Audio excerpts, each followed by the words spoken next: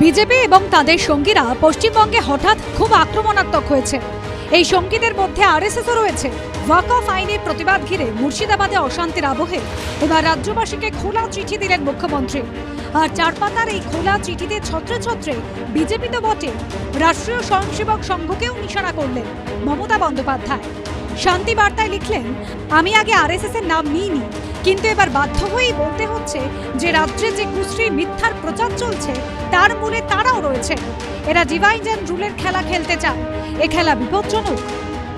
মমতা বন্দ্যোপাধ্যায়ের কাউন্সিলরের প্রত্যক্ষ ভিডিও দেখা যাচ্ছে যে ঢিল মেরেছে, তারপরে মুখ্যমন্ত্রী বড় বড় কথা বলছে, ঢিল মারছে মুখ্যমন্ত্রীর কাউন্সিলর। দায় আরএসএস বিজেপি। হাসদা মুখ পেয়েছেন নাকি মুখ্যমন্ত্রী? নতুন ওয়াকফ আইনের বিরোধিতায় সম্প্রতি আগুন চলে মুর্শিদাবাদে। 3 জনের মৃত্যু হয়। আতঙ্কে এখনো ঘর ছাড়া অনেক হিন্দু পরিবার। আর এই পরিস্থিতিতে শনিবার রাতেই খোলা চিঠি দেন মুখ্যমন্ত্রী। 5 ঘন্টা ধরে পুলিশ নেই কেন? তার কি তদন্ত বেরিয়ে আসছে বলুন? কার নির্দেশে 5 ঘন্টা পুলিশ যায়নি? সব ক্ষমতা তৃণমূলের। অতএব ঘটনার পিছনে তৃণমূল থাকবে, এটা 2 এ 4। শান্তি বজায় রাখার পাশাপাশি বিজেপিকে আক্রমণ করে মুখ্যমন্ত্রী লিখেছেন, আগুনের সঙ্গে খেলা করার জন্য ওরা প্রথমে রামনবমী দিনটিকেই বেছে নেবার পরিকল্পনা করেছিল, কিন্তু পশ্চিমবঙ্গে রামনবমী উদযাপন হয় খুবই শান্তিপূর্ণভাবে।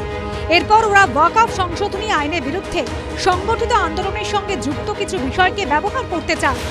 বিজেপি এবং তার সঙ্গীরা যা প্রচার করছে তা মিথ্যা এবং সংকীর্ণ।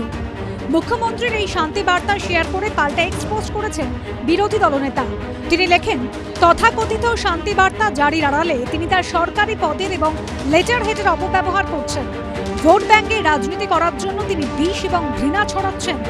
তিনি প্রকাশ্যে বিজেপি, আরএসএস এবং সংঘ পরিবারের বিরুদ্ধে জনসাধারণকে প্ররোচিত করার চেষ্টা করছেন। সংঘ পরিবারকে দায়ী করে একটি মিথ্যে ছড়ানোর চেষ্টা করছেন। দাঙ্গাটা কারা বাঁধিয়েছে? মমতা বন্দ্যোপাধ্যায়ের লাভ হলেই দাঙ্গা হয়, আর কারো লাভ হয়নি।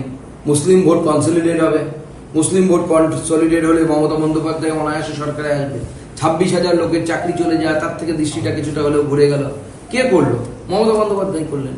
মমতা বন্দ্যোপাধ্যায় দাঙ্গা লাগিয়েছে। মুর্শিদাবাদের ঘটনা একটা বড় চক্রান্ত। এখন যাদের ক্ষতি হয়েছে তারা তো একটু বিভ্রান্ত থাকেন, তাদের তো ক্ষতি হয়েছে, ফলে তাদের ভুল বুঝিয়ে দেয়া। সেখানে তো অন্য দলের সমর্থক পরিবারও আছে। সবাই জানেন ওখানে যে ওয়াকফ বিল নিয়ে ক্ষোভ ছিল, সেইটাকে অপব্যবহার করে সীমান্তটাকে লুজ দিয়ে হামলাবাজদের ঢুকিয়ে একটা প্ররোচনা দিয়ে গন্ডগোলটা করা হয়েছে। তৃণমূল, বিজেপি, আরএসএস কে এক আসনে বসিয়ে আক্রমণ শানিয়েছে সিপিএম।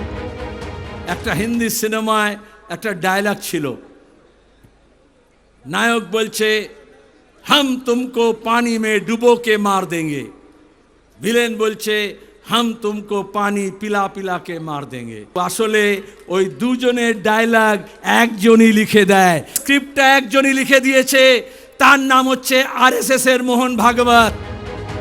শান্তির বার্তা দিচ্ছেন মুখ্যমন্ত্রী, বিরোধীরাও শান্তির কথা বলছেন, কিন্তু শান্তি কবে ফিরবে মুর্শিদাবাদে তারই অপেক্ষায় এই মানুষগুলো।